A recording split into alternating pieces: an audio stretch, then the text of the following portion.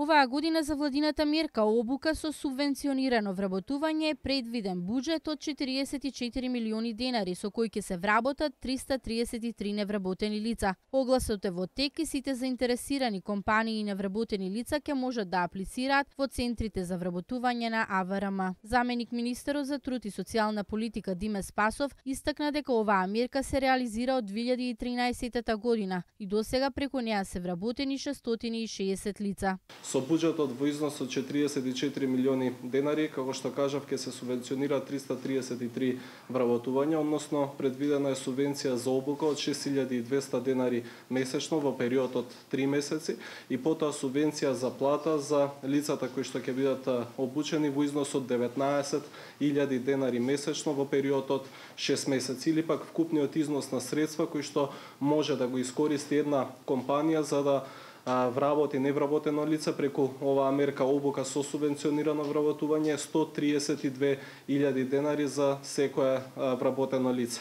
Секако и за оваа мерка предвидуваме опфат на млади невработени лица до 29 години, околу 30% планираме да бидат млади, односно околу 100 вработувања да се постигнат преку оваа мерка, за што се издвоени околу 13 милиони денари само за вработување на младите лица. Ова е мерка во комбинација од две мерки, значи обука на работно место и субвенционирано вработување. Значи можност за сите оние што немаат квалификации, што немаат познавање за некоја дејност или некое занимање,